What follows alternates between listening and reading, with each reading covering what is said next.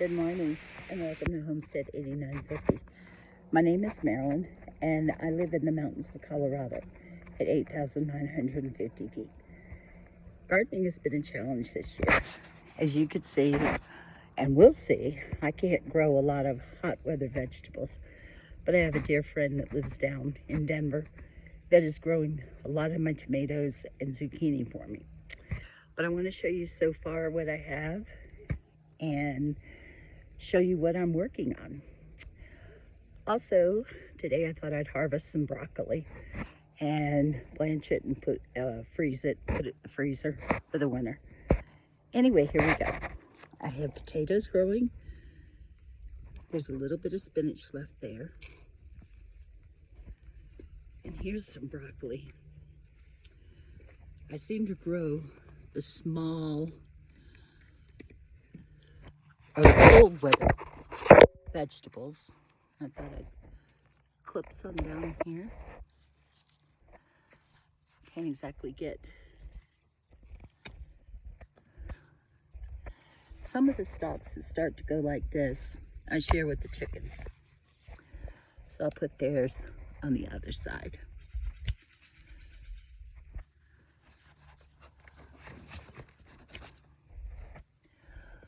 Okay.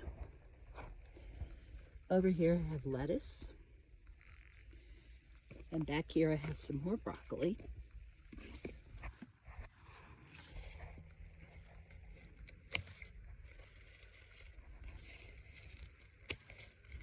These are the shooters. My heads didn't get really big because we had so much rain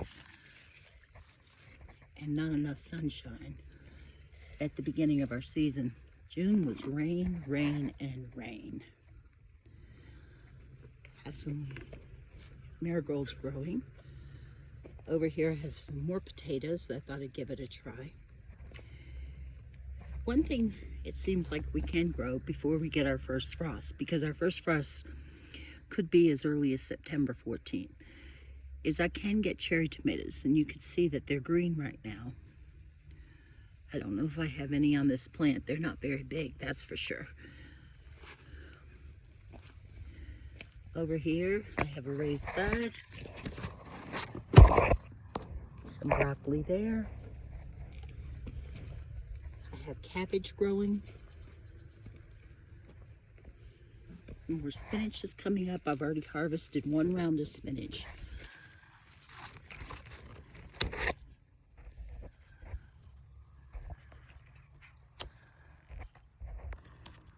Some of these little shooters the chickens will very much appreciate. Chickens is a whole different story here in the mountains. There's certain breeds that will not grow at this altitude very well, like the Cornish cross. But I did talk to those folks at McMurray Hatchery, and they had suggestions for my high altitude growing. So, unfortunately,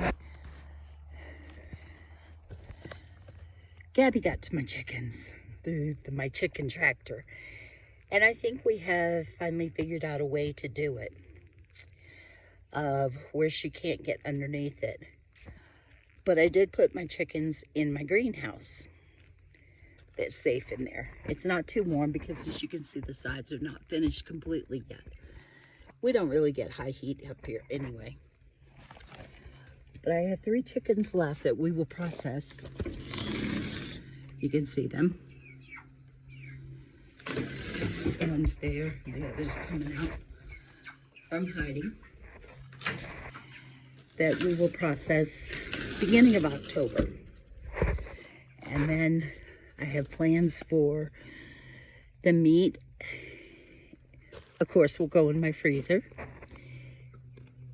I have 1 pepper here I'm going to take. Oops.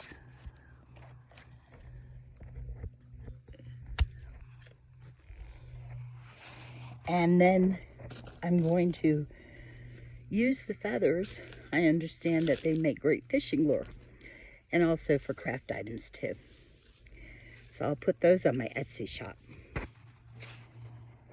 Here we go again. More beautiful broccoli. I love broccoli.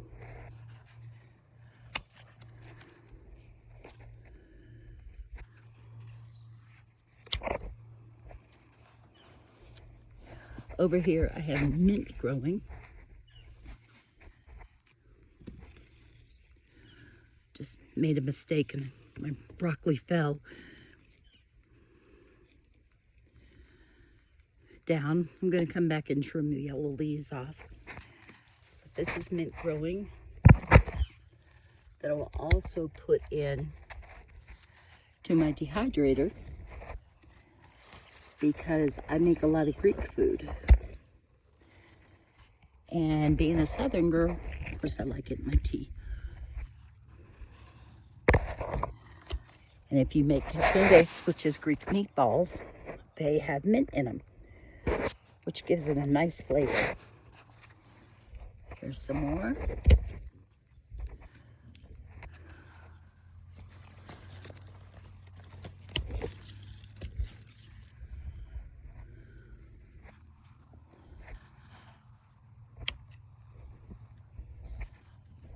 Over here you can see my beets are growing. I'm not going to harvest them until much later. I've had a heck of a time with green onion, but there's still time. And these are my carrots.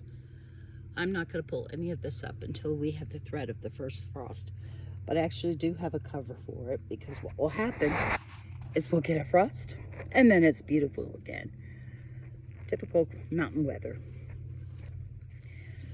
So I could probably keep them going till sometime in October. Again, I have some more green onions here. For some reason, they're not growing.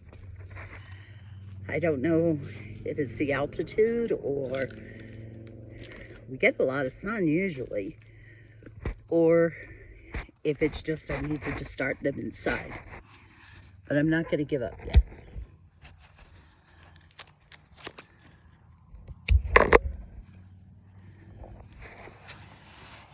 And over here, I have more broccoli.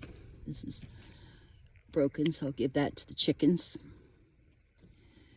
They seem to love it. My sunflowers are coming up, but they're not going to be 6 feet, 8 feet tall. Hopefully I'll get a bloom on them, because my plan is to dry them and give the sunflower seeds to the chickens over the winter. And that's about it in the garden. But I thought today I'd show you some of my projects. I love to create with pallet boards. And I don't use heat, the gas heat. I use a wood burning stove. So I need to protect my firewood. And I got this great idea to make pallets. Oh, it's very easy to get here. So right now I have my wood. These are on my pallet stack that I can work with, and my wood pile is started. Eventually, I will be able to borrow a splitter and split all this wood. When I take the girls for a walk, I find twigs. They're great starters. I make starters. I cut them up and use them to get my fire going. I also have another issue that I've been working on, is my driveway got washed away. I live on a dirt road, and as you can see, I've been trying to add little bits of yard waste, compost, more gravel, and I think I have solved the issue by building somewhat of a dam. But since I live on a slope of a mountain, I get my neighbor's water and he gets his neighbor's water. So it's kind of was an unending story this year because we got some pretty heavy duty storms that came through. They call them monsoons. They don't last a long time, but then when they do rain, it does rain, I should say. It rains like a fire hydrant was turned on. It comes down really hard, really fast, and then it's over, but causes a whole lot of damage. So you can see I've got a lot of gravel down here that was passed down.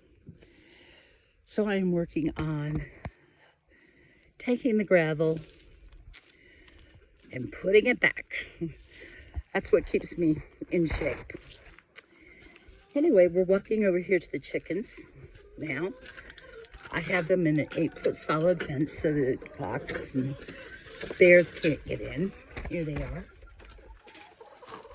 And they have been laying in the dirt to take mud baths. And fortunately, they're pulling up a lot of gravel for me. They just started laying. I don't know if any are roosters yet. I haven't heard anybody crow. But we will take that one step at a time. They have a nice house that I had built that was previously left by the owners. Just this Rubbermaid storage area where the doors were broken. So I hired this guy and he made a door for me. And then in addition, they have a door opening that they can go into at night. So you can see I have paper on the floor to save money. And that's what I put down for the beds right now. I'm also going to start working on building them beds, better coops. They have bars to hold on to at night. I keep a hold of the temperature. But I do put a warming light in here because we can get cold really fast some nights. And then other days are like in the 70s. But I don't turn that on yet. I will turn it on this winter. Well, you girls have a lot to say, don't you? But what I'm doing is I'm taking the gravel from in here as the chickens scratch to make their mud baths, and I'm putting that in my driveway also. They definitely need a better place to roost. So you can see all the gravel. I'll take that down. Anyway, these are my layer babies. They seem to have a lot of character. I don't usually hold them. They're afraid of me. You're very noisy. But I noticed that their crowns are really starting to come in. So today, I'm out working, making some more things from pallets. All the sun is out. Usually we get a storm coming through in the afternoon. You can see I have a jacket on. It's 56 right now. It'll go up to the 70s, which is perfect weather, and not have to use air conditioning. But one thing I love about Colorado, there's no humidity. It's dry heat. So I'm signing off for now. I hope you have a blessed day.